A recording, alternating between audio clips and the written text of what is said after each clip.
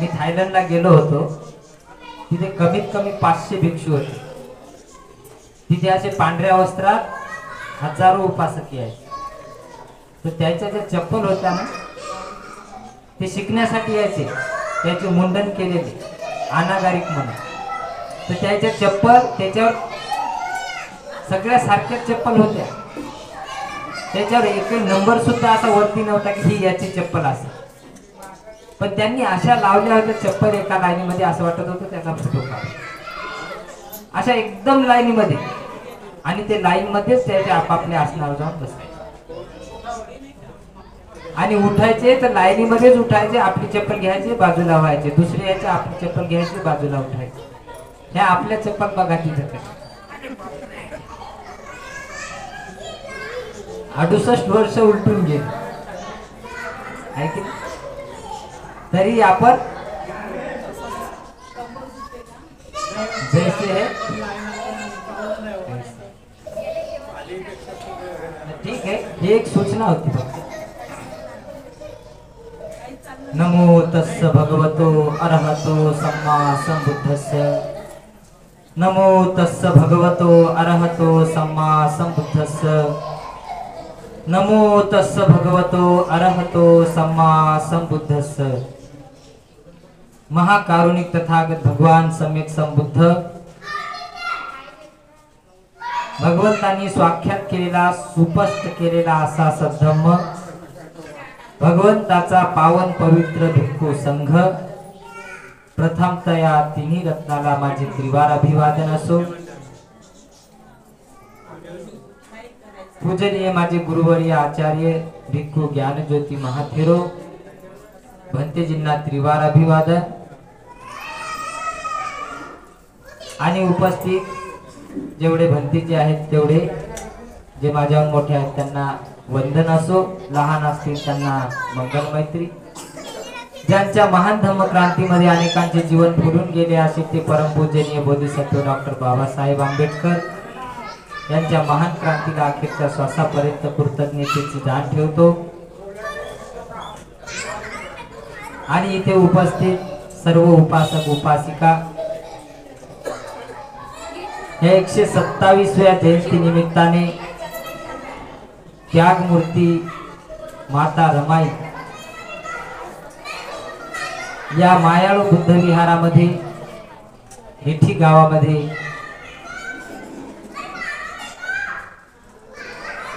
या पूर्ण आकृतीचा माता रमाईचा या पुतळ्याच्या प्रतिष्ठापने निमित्ताने भिक्खू संघाला व उपस्थित मान्यवरांना, भीमराव आंबेडकरजींना सुद्धा बोलावून इथे हे कार्य करण्यात आलं. पंतेजींना मला धम्मदेशनेसाठी निवडून धम्मदेशनेसाठी सांगितलं आहे. त्या निमित्ताने मी धम्मदेशना येतो, शांत चित्ताने श्रवण करा.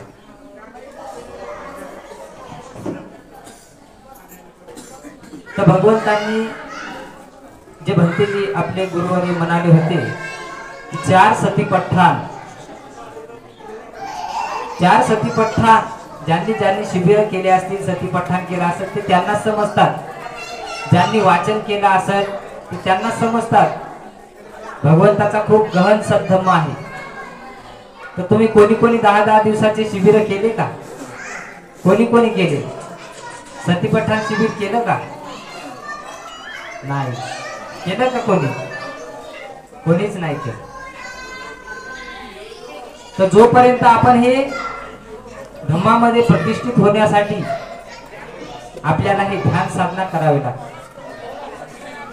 आता भरपूर असे विहार आहेत, खूप साऱ्या मूर्त्या जिथे कुठे लावलेल्या आहेत. बाबासाहेबाच्या आहेत, रमाबाईच्या आहेत, महात्मा फुलेच्या आहेत, सावित्रीच्या आहेत.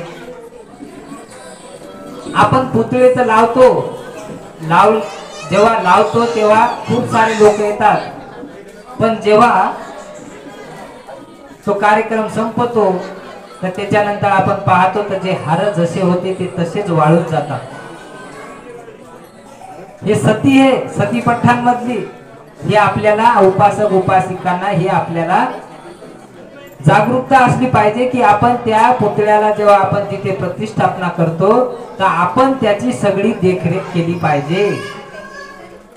त्याच्यावरती अजिबात धूळ बसता कामा नये.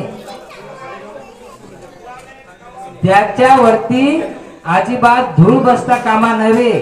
तरच त्या मूर्त्या आपण लावून त्याची सजावट आपल्याला रोज करता आली पाहिजे.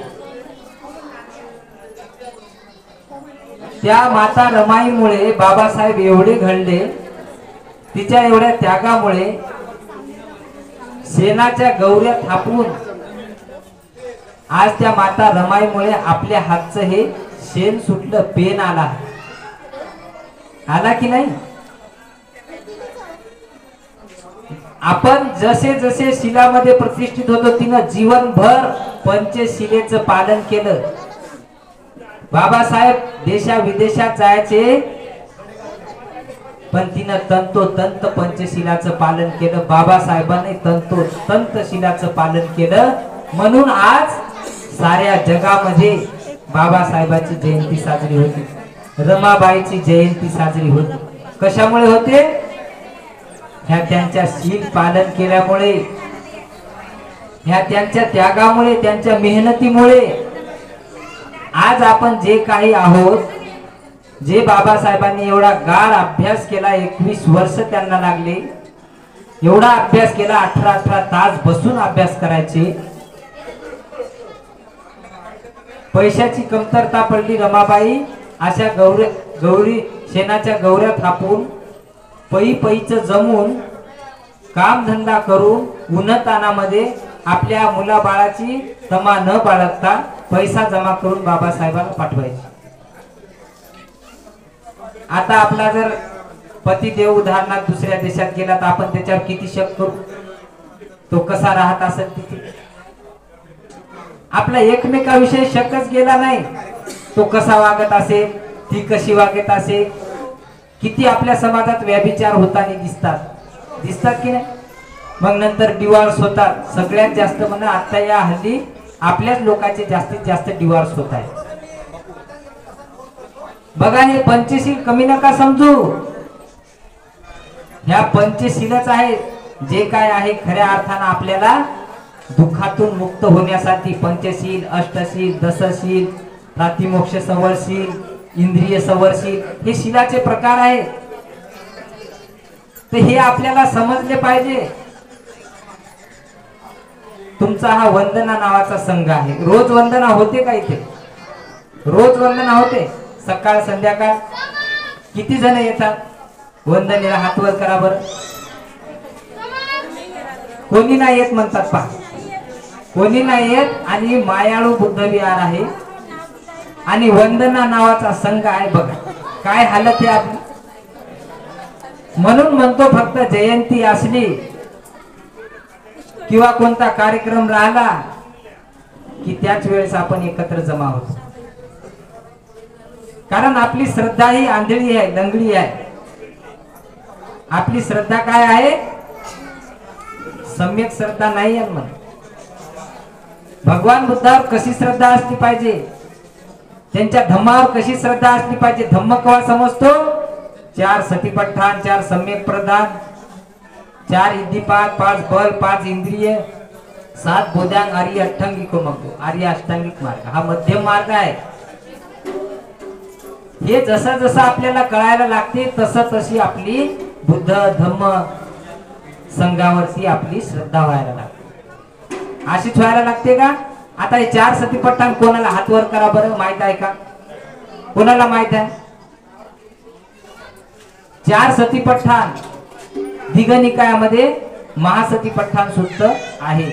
मध्यम निकायामध्ये सतीपट्ठान सूक्त आहे. वाचलं का कोणी? नाही वाचलं. कशी तुमची श्रद्धा जागणार?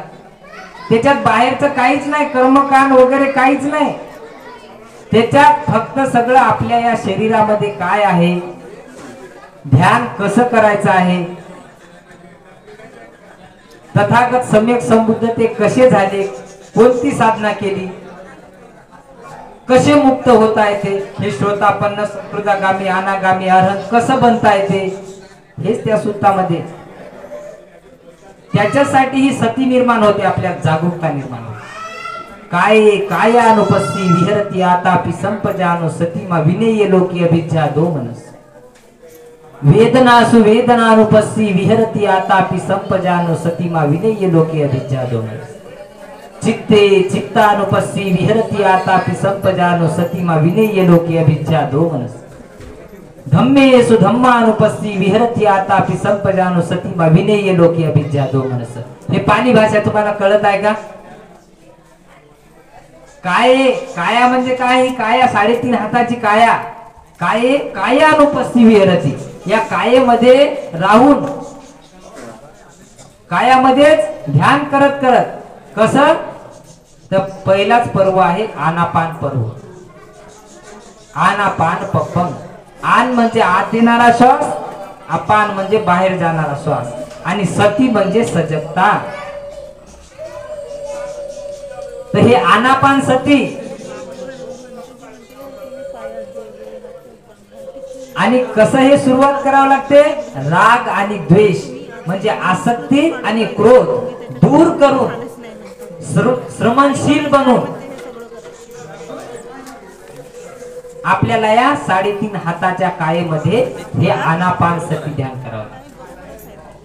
तर सुखपूर्वक बसावं लागते. जसा एखादा भिक्षू कथंचपन भिक्षवे भिक्खू अरण्य गतो वा रुखमूल गतो वा शून्यागार गतो वा निसीदती पल्लंकं आभूजित्वा उजुकाय पनिधाय परिमुखं सतीं उपठ्ठपित्वा सो सतो अस्य सती सतो पस्य सती दीघं वा अस्य संतो दीघं अस्य सामीति पजानाति दीघं वा पस्य संतो दीघं पस्य सामीति पजानाति रसं वा अस्य संतो रसं अस्य सामीति पजानाति रसं वा पस्य संतो रसं पस्य सामीति पजानाति सब काय पटि संवेदी अस्य सिसामिति सिक्खति सब काय पटि संवेदी पस्य सिसामिति सिक्खति.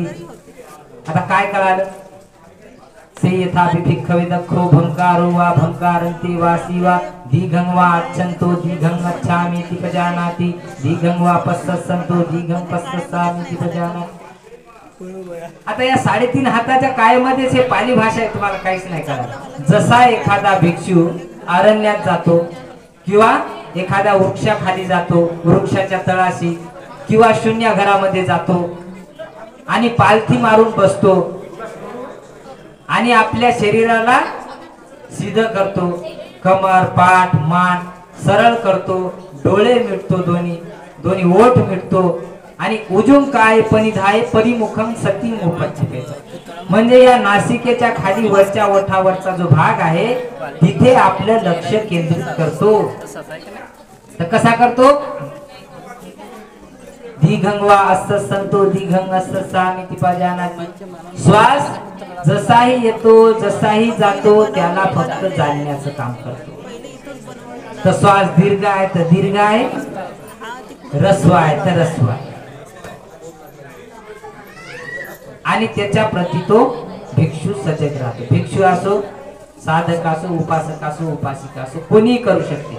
हे आनापान पर्व त्या सतीपठाण सूक्तातला पहिलं पर्व आहे. जसं जसं आपली साधना ध्यान करत करत मजबूत होते तर श्वास कसा येत आहे कसा जात आहे ते आपल्याला कळायला लागतं. श्वास दीर्घ आहे म्हणजे लंबा आहे तर लंबा आहे, तो हळू येतो तर हळू येतो, जोरात येतो तर जोरात येतो, तो गरम येतो तर गरम येतो, थंडा येतो तर थंडा येतो. त्याला फक्त नासिकेच्या खाली वरच्या ओठावरती जाणावं लागते. म्हणजे हे सती जे आपलं मन जे आहे प्रतिक्षण भटकत राहते. भूतकाळात, भविष्य काळात, वर्तमान काळात अजिबात थांबते का? ते नाही थांबत. खूप चंचल चित्त आहे. थोडेसे श्वास जाणले लगेच भूतकाळात जाते. असं करत होतो, तसं करत होतो, हे झालं ते झालं, असं चिंतन चालू होते. नाही तर भविष्य काळात जाते. असं करायचं आहे, तसं करायचं आहे, हे करायचं आहे, ते करायचं, असं ते चिंतन सुरू होऊन जाते. ते वर्तमान काळात थांबते का? तर त्याला थांबण्यासाठी आपल्याला सुखपूर्वक बसून कमर पाठ मान सरळ ठेवून दोन्ही डोळे मिटून नासिकेच्या खाली वरच्या ओठावरती श्वास निसर्ग निर्मित जसाही येतो जसाही जातो त्याला फक्त आपल्याला जाणावं लागते. आता हा श्वास आपल्याला म्हणता येईल का की फक्त बुद्धिस्ट लोकांकडेच आहे? तो जेवढे काही जिवंत प्राणी आहेत सगळ्यांकडे आहे. ते हिंदू धर्मातले असो बौद्ध धर्मातले असो. आता हे धर्म तर फक्त आता हे झाड एकच आहे त्याच्या शाखा अलग अलग आहे. आता तुम्ही सगळे आता हिंदू मुस्लिम शीख ईसाई काळे गोरे या देशातले त्या देशातले सगळ्यांकडे श्वास आहे की नाही? तर हा कुठलाही संप्रदायाशी काही लेनदेन नाही. हे सुद्धा शिकवते की बोधी ज्ञान प्राप्त करण्यासाठी आपली बोधी जागवण्यासाठी हे जे 4 सतीपट्ठान आहेत जे श्रोतापन्न सकृदागामी अनागामी आणि अरहंत होण्यासाठी या सुत्ताचा भगवंताने उपदेश केला होता. तर म्हणून आपण हे रोज या विहारात येऊन हे ध्यान साधना जर करू तरच आपण या विहारामधली साफसफाई या पुतळ्यांची साफसफाई इथलची देखरेख करू शकतो अन्यथा नाही करू शकतो. आणि रोज वंदना केली पाहिजे. आपल्या संघाचं नाव वंदना दिलं आपण वंदनाच करत नाही म्हणल्यावर मग काय उपयोग आहे? मूर्त्या फक्त आणून लावून द्यायच्या आणि जशा आहेत तशा आहे की नाही? तर ते रोज साफसफाई झाली पाहिजे. रोज एकमेकांचे आचार विचार घेतले पाहिजे. रोज काय करायचं कसं करायचं जयंती कशी साजरी करायची भंतीजी आली तर कशी डिसिप्लिन राहिली पाहिजे. बाहेर एखादं पाय ठेवायसाठी स्टँड पादत्राणे ठेवायसाठी म्हणजे चप्पल जोडे ठेवण्यासाठी एखादं स्टँड बनवलं पाहिजे. हर विहाराच्या ठिकाणी बनले पाहिजे आणि तिथे ते व्यवस्थित लावले पाहिजे. जेव्हा आपण धम्म ऐकायला आलो तर एकदम लाईनीमध्ये बसलं पाहिजे. उपासक एक साईडला उपासिका एक साईड. हे प्रारंभिक आहे.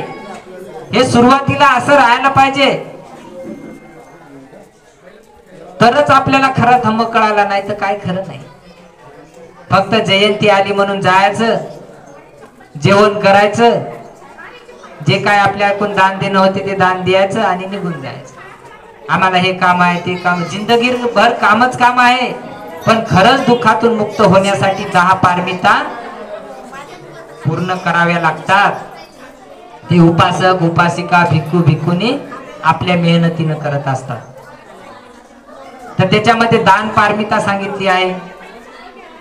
तर दानाती पुण्यकर्म तुम्हाला खरंच चांगलं एकदम विहार चांगलं हे करायचं असेल तर जवळपास गावाच्या 1-2 किलोमीटरवर चांगली एखादी शेती बनवून त्या शेतीमध्ये एखादं चांगलं विहार बनवा. चांगलं विहार बनवा. भिक्खू संघाला ते दान द्या. तिथे चांगला एखादा भिक्खू ठेवा आणि तिथलचेच भिक्षू राहणारे एक एक इथे येत जातील तुम्हाला धम्म सांगत जातील. तरच ही डिसिप्लिनता होऊ शकते. मिलिंद प्रश्नात सुद्धा लिहून आहे की विद्वान भिक्षू विहारामध्ये राहिले पाहिजे. आहे की नाही? वाचलं की कोण? ताशी मस्त 10-12 एकर जमीन दान द्यायची. चांगलं विहार बनवायचं. तिथं भिक्खू संघ ठेवायचा. तेव्हा गावाची घडवणूक होते. विहारातल्या लोकांची घडवणूक होते. तुमचं दान पुण्यकर्म फळाला येते. मरताना तुमचं कुशल चित्त जागते आणि तुम्हाला सद्गती प्राप्त होते. कोणी कोणी तर दुःखातूनही मुक्त होऊ शकते. दानादी पुण्यकर्म करून शील पालन करून त्याग करून निष्क्रमण वीर्य प्रज्ञा शांती सत्य मैत्री अधिष्ठान उपेक्षा 10 पारमिता आहेत आपल्या 22 प्रतिज्ञामध्ये बाबासाहेबांनी सांगितलं. आता पाप आणि पुण्य आहे का तुम्हाला? पाप आहे का बरं?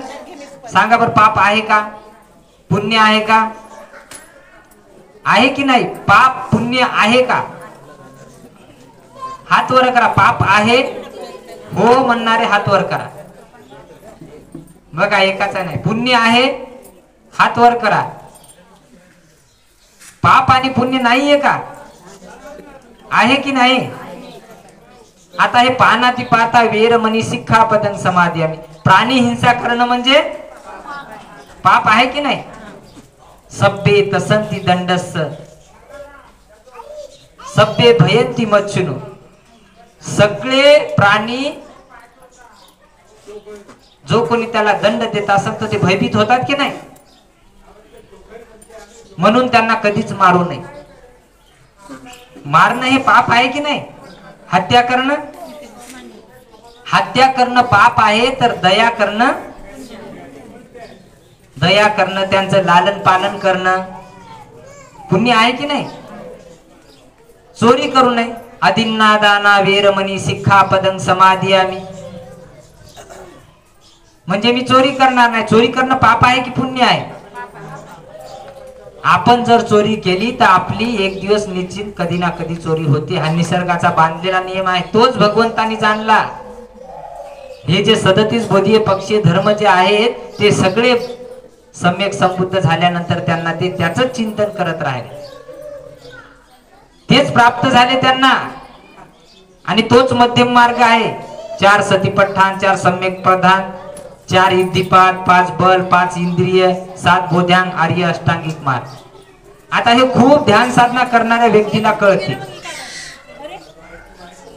जे लंबे 45 दिवसाचे शिबिर करत असतील, 60 दिवसाचे शिबिर करत असतील, बुद्ध धम्म संघाच्या सानिध्यात असतील, देशनेसाठी जिथे कुठे कालेन धम्म सवनं एतं मंगल उत्तम वारंवार धम्म श्रवण करत असतील, त्याच लोकांनाही कळायला लागते. वाचन केलं पाहिजे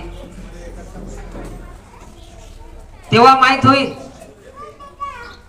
आणि रोज वंदना केलीच पाहिजे. वंदनाच्या अर्थासहित वंदना केली पाहिजे. तरच आपल्याला खऱ्या अर्थाने आपलं पुण्य मरताना ते कुशल चित्त उत्पन्न होऊ शकते. अन्यथा नाही. आपण आपल्या संसाराच्या या चक्करच काटत आहोत. या दुःखातून मुक्त होण्यासाठी 4 पायऱ्या आहेत. श्रोतापन्न, सकृतागामी, अनागामी, अरहंत. तर ह्या समजल्या पाहिजे. उपासक हो, उपासिका हो, भिक्खू हो, भिक्खुनी हो, हे अशाच नाही समजत. हे काय अनुपस्थिती विहरती आतापि संपजानुसती मा विनय लोके अभिज्ञा दोमनस. हे राग आणि द्वेषाला दूर करून आपल्याला 3.5 हाताच्या काळीमध्ये हे विहरत राहावं लागते. हे आनापान सती जसाही श्वास येतो जसाही जातो त्याला जागरूक राहता आलं पाहिजे. एका श्वासात कोणी डोक्याच्या टाळूपासून पायाच्या तळव्यापर्यंत तो जातो. पायाच्या तळव्यापासून डोक्याच्या टाळूपर्यंत जातो. हे ध्यान करत होते असं नाही होत. तो कुठल्या संप्रदायाचा व्यक्ती असो. भगवंताचा सद्धम्म हा फक्त सीमित लोकांसाठी नाहीये. तसं हे बाबासाहेबांना बनवलेलं संविधान हे सीमित लोकांसाठी नाही, सर्वांसाठी आहे. ते सर्वांच्या कल्याणासाठी आहे. बाबासाहेबांनी हे विनय पिटकातून घेतलेली ही डेमोक्रेसी आहे. तर हे सर्वांसाठी आहे. आज बाबासाहेबाचा जय जयकार साऱ्या जगात होत आहे. जगात केवळाले पुतळे लागत आहेत. कशामुळे? 5 शिलाचं पालन करून, एवढा सारा अभ्यास करून, MA, PhD, DSc, LLD, डिरीट, बॅरिस्टर आपल्याला एवढं सारं डिग्र्या 32 डिग्र्या मिळवून आज या जगावर छाप सोडून आज सारं जग त्यांना नतमस्तक होत आहे. बुद्ध तर एक उपदेश करायचे. कोणी श्रोतापन्न व्हायचं, कोणी सकृतागामी व्हायचं, कोणी अनागामी व्हायचं आणि कोणी अरहंत व्हायचं. असे उपदेश भगवंताचे. या संविधानाने सगळ्या लोकांना एकत्रित ठेवलं. प्राणी हिंसा केली की 302 चा कलम लागू, डायरेक्ट जेलमध्ये जावं लागतं. कोणी असो, किती मोठा असो, मंत्री असो, कोणी असो, त्याला जेल होते. कायदा, भीमाचा कायदा काय आपला फायदा? आपल्याला फायदाच घेताय ना. बरोबर, अध्यक्षाचा फायदा घेताय ना, आणि कुठल्याच गोष्टीचा फायदा घेताय. हे घेता आला पाहिजे. आपली सत्ता आली पाहिजे. राजा भवतु धम्मिको, राजा भवतु धम्मिको. राजा जर धार्मिक झाला तर खरोखर हा भगवंताचा सद्धम्म साऱ्या जगात पसरतो. आणि त्यासाठी संघाचीच गरज लागते. आमच्या संघारामगिरीला चंद्रशेखर आझाद आले होते या 30-31 जानेवारीच्या वेळेस. 30 जानेवारीला खूप चांगला संदेश देऊन गेले आणि ते त्या संसदेमध्ये सुद्धा मांडला आहे. महाराष्ट्रामध्ये पहिल्यांदाच त्या ठिकाणी येऊन, म्हणजे जिथे आम्ही राहतो, भंतेजी राहतात, त्या पहाडीवर पहिली वेळ आले ते आणि खूप चांगला संदेश दिला. युट्यूबवर, फेसबुकवर तुम्ही पाहू शकता. तर हे असा राजा धार्मिक झाला पाहिजे आणि आपण खूप दानादी पुण्य कर्म करून आपलं हे पुण्य संपादन करून आपण खरे बुद्धिस्ट बनलो पाहिजे आणि दुःखातून मुक्तीसाठी 10 पारमिता पालन करण्याचा चांगला संकल्प घेऊन दान, शील, नैष्कर्म्य, वीर्य, प्रज्ञा, शांती, सत्य, मैत्री, अधिष्ठान, उपेक्षा ह्या पारमिताचे घडे भरण्यासाठी आपण तत्पर राहिलो पाहिजे. जास्त न बोलता इथेच थांबतो. सर्वांच्या प्रती मंगल कामना करतो. सर्वांचं मंगल हो, सर्वांचं कल्याण हो. भवतु सब मंगलम रक्षन्तु सब देवता सब बुद्धानुभावेन सदा सुखी भवन्तु ते. भवतु सब मंगलम रक्षन्तु सब देवता सब धम्मानुभावेन सदा सुखी भवन्तु ते. भवतु सब मंगलम रक्षन्तु सब देवता सब संघानुभावेन सदा सुखी भवन्तु ते. साधू साधू. ह्या पत्रावर कोणाकोणाची नावं लिहून आहेत त्यांनी उभं व्हायचं लवकर.